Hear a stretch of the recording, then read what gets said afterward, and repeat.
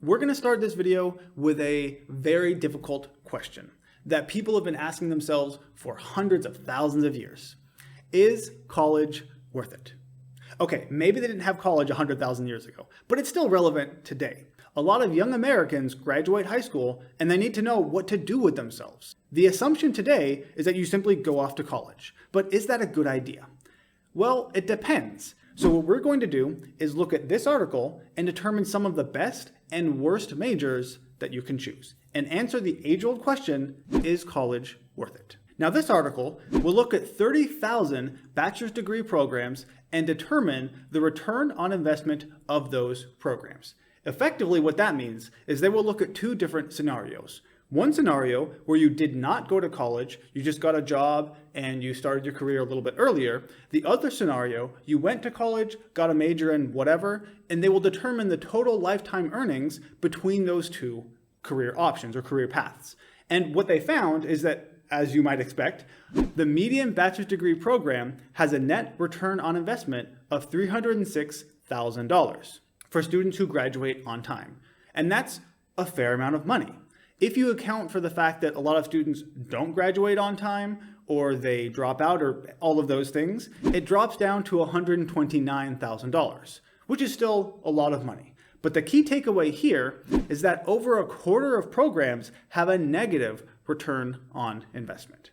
More specifically, 28% of bachelor's degree programs have a negative return on investment. However, if you include the total cost of education, not just the tuition that you pay, but what the government pays, the subsidies, the scholarships, the university, everything, then the share of non-performing programs rises to 37%. I want you to just take that number in for 1 second.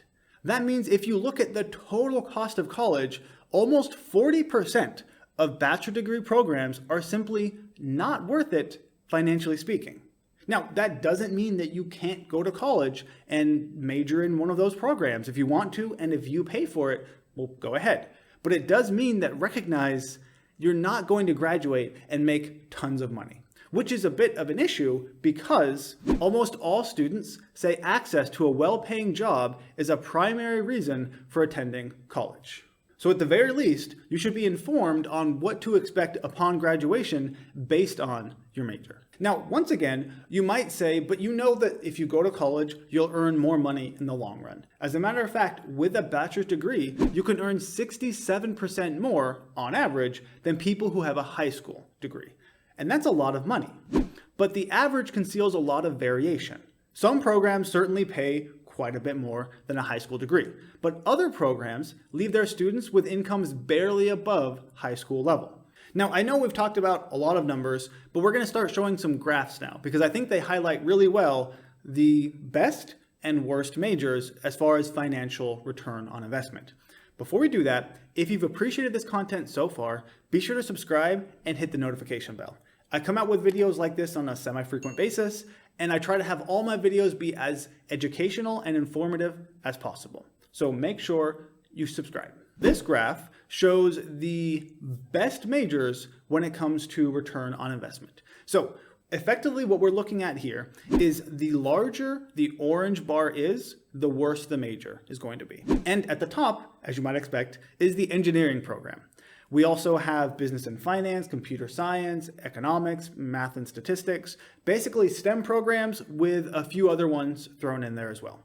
These are the majors that I call the best majors because financially speaking, they are the best decision you can make, the best thing you can study in college. It means that you are much more likely to end up ahead if you study these majors than if you don't go to college at all. On the other hand, though, we can look at plenty of majors that aren't really as clear-cut. These ones are what I call the worst majors. They are things like visual arts and music, philosophy and religion, life sciences and biology, psychology, things like that. You can see how large the negative return on investment is for a lot of these programs. And this shows you how important choosing your major is. The real question isn't really, is college worth it? It's actually, is college worth it if I study X? Because if X is something in a STEM field, then you better believe it's worth it. If X is one of these majors, well, it still could be, but you need to really consider how you're going to do that. To kind of give a few concrete numbers here, they point out that within 10 years of graduating, students in 99% of engineering programs have fully recovered the costs of college. But only 33% of communication and journalism programs and 2% of psychology programs have recovered the cost of college after 10 years. That right there shows you the huge difference and why your major is so important. As we'll see, it's actually even more important than the college you go to. To give you another example, by the time they reach retirement age, students in just 40% of programs in philosophy and religious studies have recovered their college costs. The same is true for 32% of programs in art and music. Can you just imagine that for 1 second? It doesn't necessarily mean you're still paying off student loans, but that could very well be the case. It simply means that by the time you are retiring, you still haven't really recovered from the time you took off of work to go to college and the tuition of college and all of those things. By the time you're retiring, when you should be, ending your career, you're still financially in the red compared to how you could have been had you not gone to college. Now, as I pointed out, major is by far the most important factor, and they emphasize this multiple times throughout the study. They say that major alone explains nearly half the variation in return on investment. And they give a very clear, concrete example here. Let's say that hypothetically, you get into Harvard, which I believe is the most prestigious university in the world. Even in that case, if you choose a major like gender studies, you can end up in the red and have a negative return on investment of $47,000. And they give a few other examples if you want to read the study, but I think Harvard is the one that stands out the most. Even if you get into the best university in the world, if you choose a major that is not financially worth it, you can still end up in the red. Your major is much more important than the college you go to. So let's end this video back where we started. Is college worth it? It depends. If you are choosing one of the roughly 30% of majors with a negative return on investment, then I would say no, it's not worth it. If you're choosing almost anything else, then yeah, it can certainly be worth it, especially if you're going into STEM or business or health and nursing or something like that.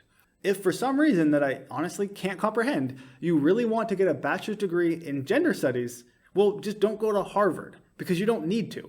It's a negative return on investment if you go to a much more expensive university. Find somewhere where tuition is a lot more affordable and just go there instead. You'll be grateful in the long run when you have much less student debt to pay for. On that note, I'd also suggest just not taking out student loan debt because it simply isn't worth it. I know that a lot of you probably won't listen, but it's a horrible idea. You should avoid it like the plague. As much as you possibly can, don't take out student loan debt. Just don't do it.